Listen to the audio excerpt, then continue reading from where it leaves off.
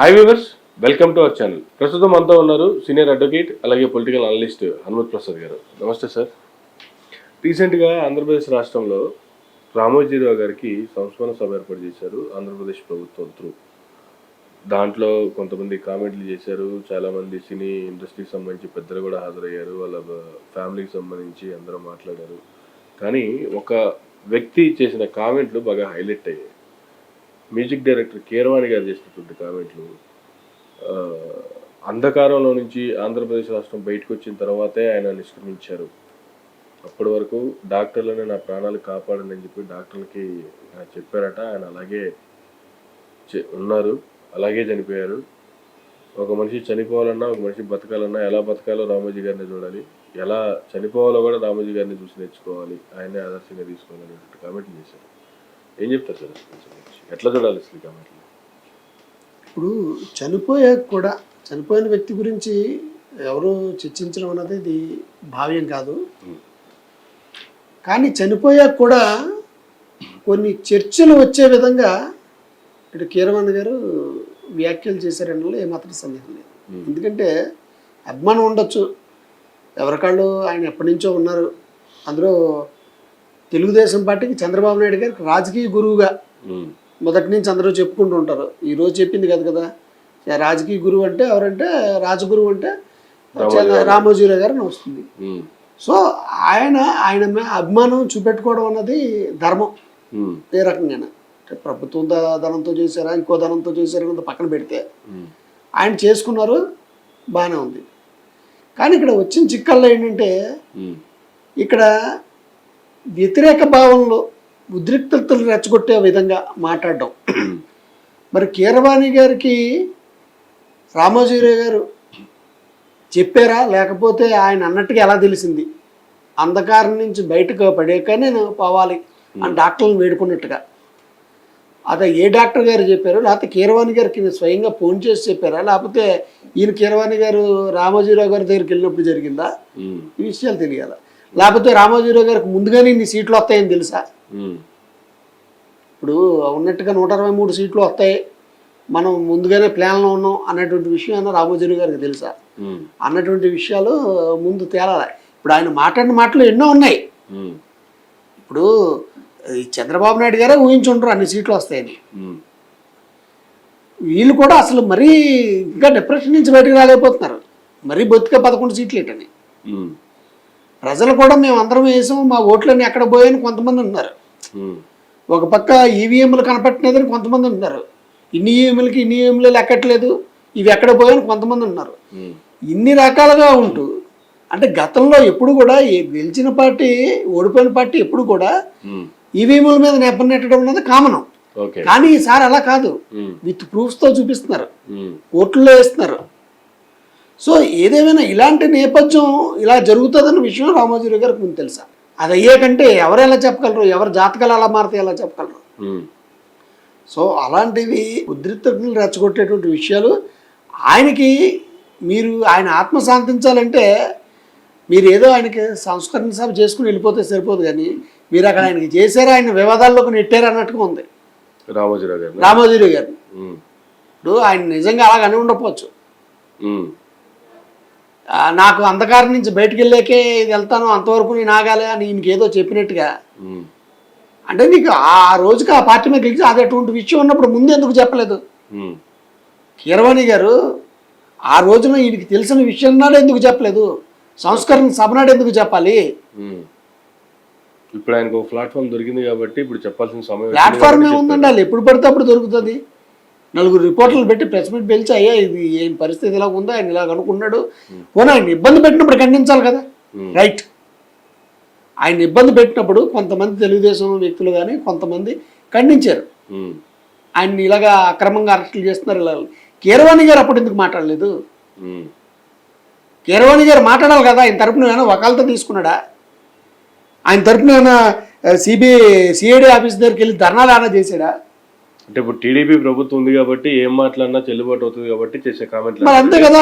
ఇప్పుడు ఆయన అప్పుడు అందరినీ సినిమా వాళ్ళందరినీ ఇచ్చి మన గురువు గారికి ఇలా జరిగింది, ఇంత అన్యాయం జరిగింది, సినిమా రంగానికి పితామోడు, దీన్ని ఖండిస్తున్నాం, లేకపోతే ఆర్టిస్టుల సంఘమో లేకపోతే సింగర్ల సంఘమో మ్యూజిక్ డైరెక్టర్ల సంఘమో ఈయన పరిధిలో ఉన్నంత వరకు ఈయన నిరసన వ్యక్తం చేయాలి కదా, ఆయనకి సంఘీభావం తెలపాలి కదా. అవేమీ తెలియకుండా అప్పుడు కేప్కైట్ అయ్యింది. ఇప్పుడు ప్రభుత్వం దిగిపోయింది కదా, ఇప్పుడు ఏదైనా మాట్లాడితే చెల్లుతుంది. ఇప్పుడు అదే ఒకవేళ వైఎస్ఆర్సీపీ గవర్నమెంట్ ఉంటే మరి ఉన్నా కూడా ఆయన సంస్కరణ సభ జరుగుతుంది. జరిగినప్పుడు ఈయన ఈ రకంగా మాట్లాడేవాడా? ఓకే, అంటే ఆయన అధికారంలో ఉన్నప్పుడు మాట్లాడలేదు, రామోజీరావు గారు ఇబ్బందుల్లో ఉన్నప్పుడు మాట్లాడలేదు. ఇప్పుడు కొత్తగా ఎవడో లేడు కాబట్టి ఆయన నాతో చెప్పాడు, నాకు ఆ రకమైన అనుబంధం ఉందని చెప్పడం. ఈయన కనీసం ఆయన ఉన్నప్పుడు వెళ్ళాడో లేడో కూడా ఎవరికి తెలియదు.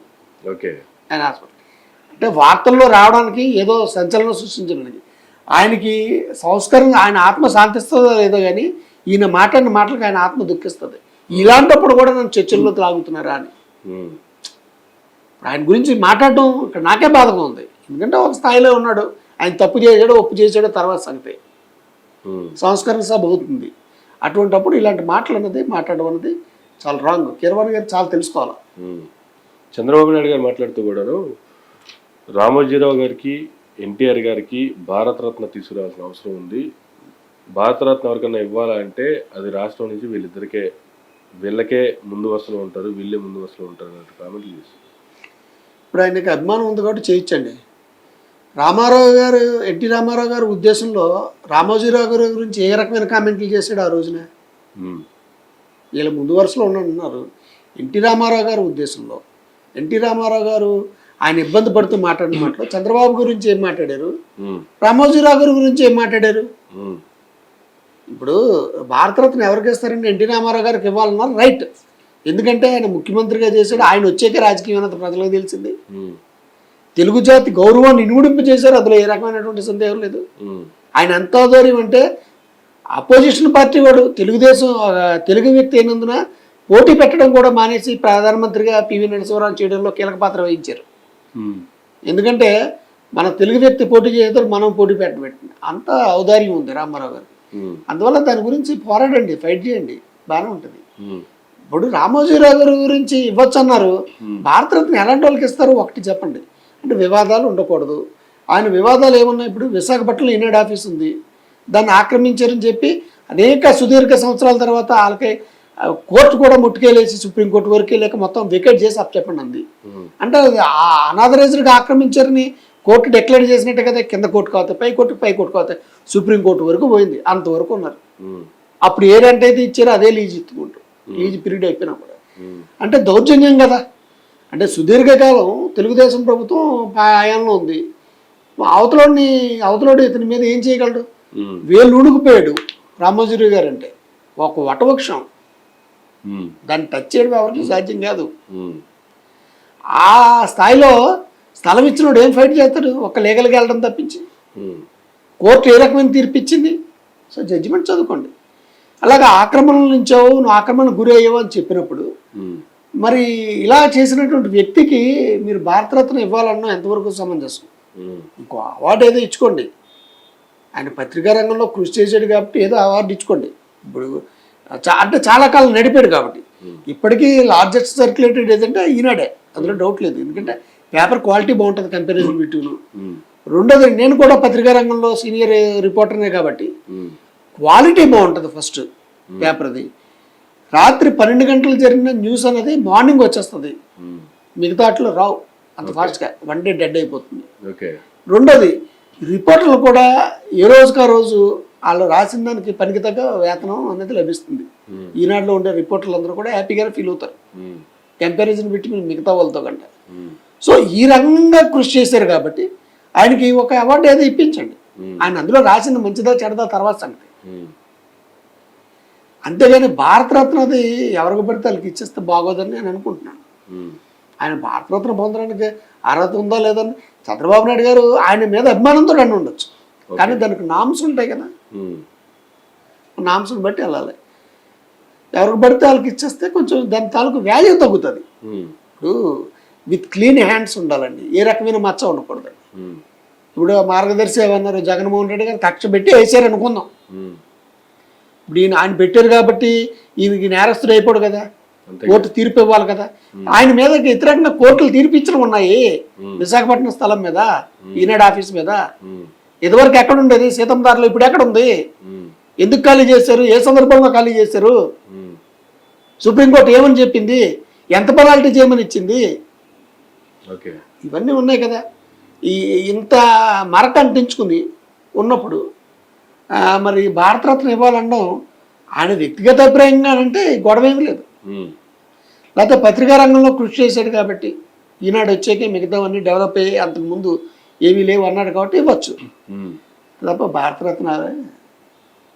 సో ఫైనల్గా ఆంధ్రప్రదేశ్ రాష్ట్రంలో ఆయన యొక్క సంస్థాన సభ ఏర్పాటు చేయడానికి సంబంధించి కూడా రకరకాల కామెంట్స్ వస్తూ ఉన్నాయి. ఆయన తెలంగాణలో ఉన్నారు, తెలంగాణ ప్రభుత్వానికి ట్యాక్స్ కట్టారు, తెలంగాణలో అంత కృషి చేసినప్పుడు తెలంగాణ ప్రభుత్వం కనీసం ఎటువంటి చిన్న కార్యక్రమం కూడా చేయలేదు, కానీ ఆంధ్రప్రదేశ్ రాష్ట్రం మాత్రం పెద్ద ఒక కార్యక్రమం చేపట్టింది అనేటువంటి కామెంట్లు కూడా రన్ అవుతున్నాయి. ఇప్పుడు రైట్, ఇప్పుడు వడ్డించి కూడా మనోడవుతే చివరి పంక్తిలో కూర్చున్నా మనకు అన్నీ వచ్చేస్తాయి ఫస్ట్. ఇప్పుడు ఆ లెక్కనంటే మన డిప్యూటీ సీఎం గారు పవన్ కళ్యాణ్ గారు కూడా ఎక్కువ హైదరాబాద్లోనే ఉంటారు.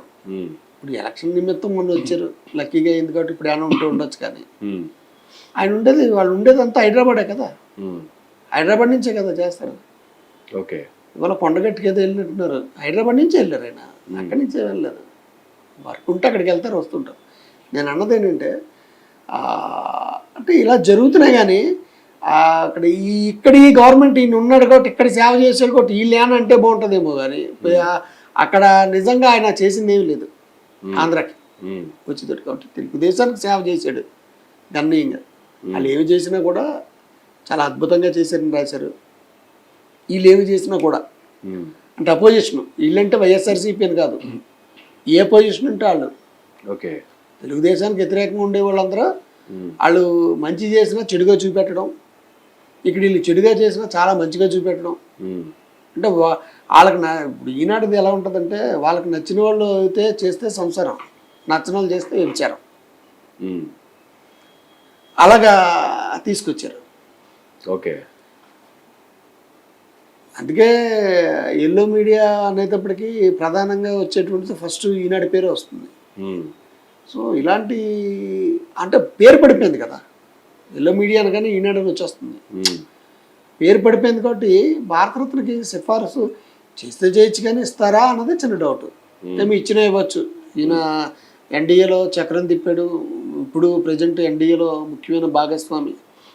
ఈయన గట్టిగా డిమాండ్ చేస్తే రావచ్చు. ఎందుకంటే గతంలో చాలామందిని ప్రధానమంత్రులు చేసిన చరిత్ర ఆయనకు ఉంది. అదేవిధంగా అబ్దుల్ కలాం గారిని రాష్ట్రపతి చేసిన చరిత్ర ఉంది. చాలా చాలా చేశారు. అందువల్ల ఆయన చంద్రబాబు నాయుడు గారు ఏమో ఆర్డినరీ పర్సన్ ఏం కాదు. అందులో ఆయన ఇన్ఫ్లుయెన్స్ తోటి ఆయన భారతరత్న కూడా ఇప్పించి దానికి ఉండే వాల్యూని తగ్గించవచ్చు కూడా. ఇప్పించారంటే వాల్యూ తగ్గినట్టుగానే నా ఉద్దేశంలో. Okay, thank you sir, thank you very much అండి. ఇదండి ఆంధ్రప్రదేశ్ రాష్ట్రంలో రామోజీరావు గారి సంస్మరణ సభ ఏర్పాటు చేయడం కావచ్చు, దాంట్లో సీఎం చంద్రబాబు నాయుడు గారు కావచ్చు, అలాగే కీరవాణి గారు కావచ్చు చేసినటువంటి కామెంట్లకు సంబంధించి భారతరత్న ఇవ్వాలి, ఇప్పించాలి అనేటువంటి, రావాలి అనేటువంటి దానికి సంబంధించి కూడా ప్రసాద్ గారు ఇచ్చినటువంటి వివరణ. ఇది నాటి ఇంటర్వ్యూ. మరొక ఇంటర్వ్యూలో మళ్ళీ కలుద్దాం. చూస్తూనండి మైరా మీడియా.